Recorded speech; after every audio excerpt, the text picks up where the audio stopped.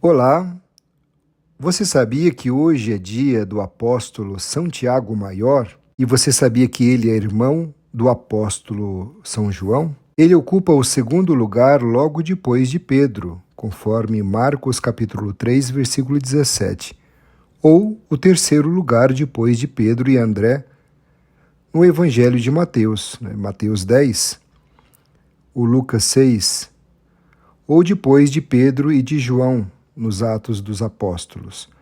Ele faz parte do grupo dos 3 discípulos privilegiados, Pedro, Tiago e João, que foram admitidos por Jesus em momentos importantes da sua vida, especialmente na transfiguração de Jesus e no horto do Getsêmani. Quando Jesus chamou Tiago, bem como Pedro e João, para segui-lo e ser seu discípulo, ele estava envolvido com a pesca. Posteriormente, depois de passar a noite em oração, Jesus o chamou para fazer parte do grupo dos 12. E na lista dos apóstolos, em Marcos, Tiago e seu irmão João foram chamados Boanerges, que significa filhos do trovão. Aparentemente, o apelido descrevia a personalidade tempestiva que os irmãos demonstraram quando foram chamados por Jesus.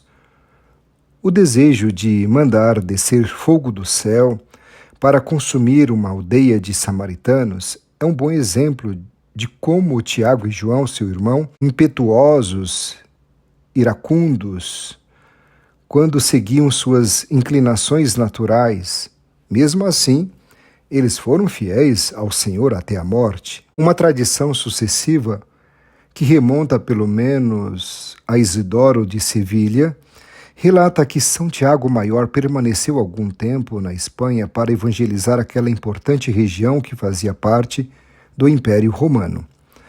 Mas outra tradição disse que o seu corpo teria sido transportado para a cidade de Santiago do Campo das Estrelas, ou de Compostela, na Espanha, onde até hoje essa cidade continua sendo um lugar de veneração e objeto de peregrinações. Inclusive, lá se tem o caminho chamado Caminho de Compostela. Eu gostaria de fazer ainda este caminho. Se Deus me permitir, quero fazer ainda o caminho de Santiago de Compostela. Graças ao apóstolo São Tiago, como a outros apóstolos, a boa notícia de salvação chega até nós hoje. Por nossa vez, não podemos deixar a palavra de Deus morrer em nossas mãos. Precisamos ser apóstolos na atualidade, no hoje da nossa história. Mas qual a mensagem da festa de hoje, deste grande apóstolo chamado Tiago Maior? Sempre que celebramos a festa de um apóstolo, fazemos memória do fato fundacional da Igreja. Nossa Igreja é chamada de a Igreja Apostólica e nossa fé é a fé apostólica, fé que foi nos transmitida pelos apóstolos, testemunhas oculares da vida de Jesus. Falar da fé apostólica significa que nossa fé, nossa esperança, nossa vida de comunidade tem como base a experiência dos apóstolos que estiveram perto de Jesus e o acompanharam até a morte e testemunharam sua ressurreição. Falar da fé apostólica significa sentir-se parte de uma longa cadeia de homens e mulheres que, em muitos lugares e de muitas maneiras, foram atraídos por esse Jesus, que você e eu também fomos atraídos por Jesus, que os apóstolos conheceram e viveram a mesma experiência que eles viveram e transmitiram aos demais. Falar da fé apostólica significa que tudo que cremos e vivemos não é algo que foi inventado, não é um conto de fadas, não é algo romanceado. É a fé que os apóstolos viveram e que é transmitida para nós hoje. O Novo Catecismo da Igreja, no artigo 857, afirma: a Igreja é apostólica porque está fundada sobre os apóstolos, e isso em 3 sentidos. Foi e continua a ser construída sobre o alicerce dos apóstolos, testemunhas escolhidas e enviadas em missão pelo próprio Cristo. Guarda e transmite com a ajuda do Espírito Santo, que nela habita a doutrina, o bom depósito, as sãs palavras recebidas dos apóstolos. A Igreja Apostólica, pois continua a ser ensinada, santificada e dirigida pelos apóstolos até o regresso de Cristo, graças àquele que lhe sucedem no ofício pastoral. O Colégio dos Bispos, assistido pelos presbíteros, em união com o sucessor de Pedro, pastor supremo da Igreja, pastor eterno, não abandonais o vosso rebanho, mas sempre o guardais e protegeis por meio dos santos apóstolos, para que seja conduzido através dos tempos pelos mesmos chefes que pusestes à sua frente como representantes do vosso Filho, Jesus Cristo. E no artigo 869 do mesmo catecismo, lê-se: a Igreja Apostólica está edificada sobre o alicerce duradouro, que são os 12 apóstolos do Cordeiro. É indestrutível, é infalivelmente mantida na verdade. Cristo é quem a governa por meio de Pedro e dos outros apóstolos presentes nos seus sucessores, o Papa e o Colégio dos Bispos.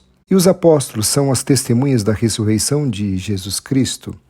São testemunhas de que, para aquele que aceita Jesus Cristo, não conhece a morte, pois ressuscitará como Jesus Cristo ressuscitou. Os apóstolos são proclamadores do triunfo de Jesus Cristo sobre a morte, portanto, são os primeiros anunciadores da salvação para todos os homens. E os apóstolos faziam tal proclamação com valentia, sem medo, porque era fruto da convicção profunda que produz a verdadeira fé.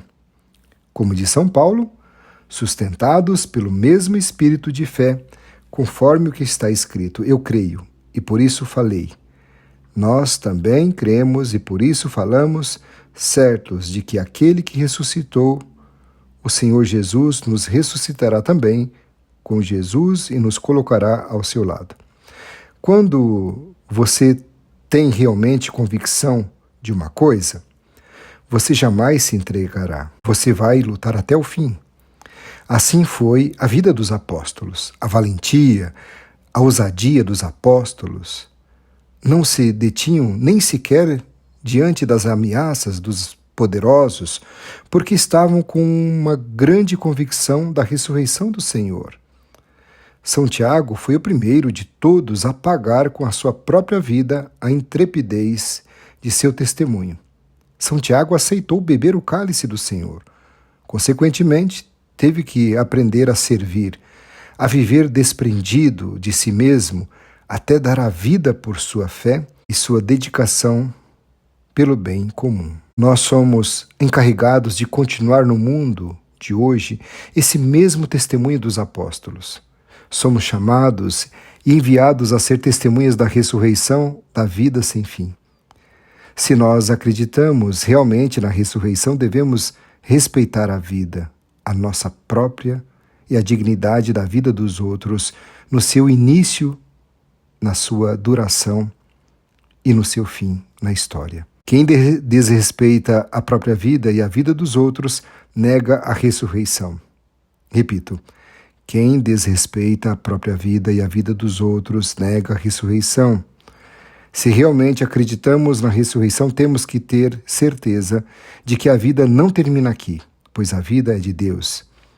Se acreditamos realmente na ressurreição, devemos ter certeza de que os que nos precederam estão em comunhão conosco, intercedem por nós como nossos irmãos. Se realmente acreditamos na ressurreição, não devemos prolongar nossa tristeza pelo falecimento de nosso irmão, nossa irmã, nosso pai, nossa mãe, o marido, a esposa, o filho, a filha, pois eles apenas voltaram para a casa do Pai. Será que nós temos consciência disso? Se acreditamos realmente na ressurreição, devemos ter certeza de que o amor dos que nos precederam para a eternidade não morre, pois o amor é o nome próprio de Deus. Deus é amor, disse São João. São Paulo escreveu: se o Espírito daquele que ressuscitou Jesus dentre os mortos habita em vós, ele que ressuscitou Jesus de entre os mortos também dará vida aos vossos corpos mortais pelo seu Espírito que habita em vós. Está em Romanos capítulo 8, versículo 11. E o Novo Catecismo da Igreja Católica diz: crer na ressurreição, revisar com seriedade a nossa fé na ressurreição e a qualidade de nossa maneira de testemunhar a nossa fé. Se nosso testemunho realmente provém de uma convicção interior ou não. A prova disto é a nossa perseverança em tudo, a exemplo dos apóstolos. Por isso, ser cristão, como lição tirada do Evangelho de hoje, não pode ser um pretexto para situar-se bem no mundo, para ficar nos primeiros postos ou posições, como pediram os dois irmãos, Tiago e João. Se viver desta maneira, a religião é capaz de cair no perigo de fanatismo ou violência. Ser cristão é seguir Jesus Cristo. Seguir Cristo significa acompanhá-lo em cada momento, é adotar a vida dele na nossa vida e sua missão na nossa missão. O maior perigo para qualquer cristão, especialmente para aqueles que trabalham na Igreja do Senhor, é o mesmo: converter a autoridade em poder e domínio e não em serviço. Esse é o perigo. Quem busca o poder, e uma vez no poder será difícil perceber e achar que está errado. Toda autoridade que se exerce como poder e não como serviço tiraniza e oprime, e fica cego e acha que está certo. Quem exerce a autoridade puramente como serviço ao irmão e à comunidade tem um mérito extraordinário. O poder já é perigoso, muito mais ainda superpoderoso. Na Igreja de Cristo, todos nós somos chamados a servir no Espírito de Jesus. Servir é adorar a Deus em ação. Que você possa repetir comigo agora isso. Servir é adorar a Deus em ação. Servir é fazer algo de bom, sem esperar nada de troca ou de reconhecimento. Uma igreja que não serve, que não é servidora, não serve para nada.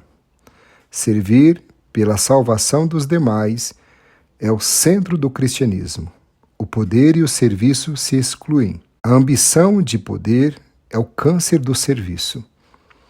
O poder pode servir para muitas coisas, mas não serve para tornar bons as pessoas, o homem, o ser humano. Geralmente, os maus líderes produzem os maus funcionários.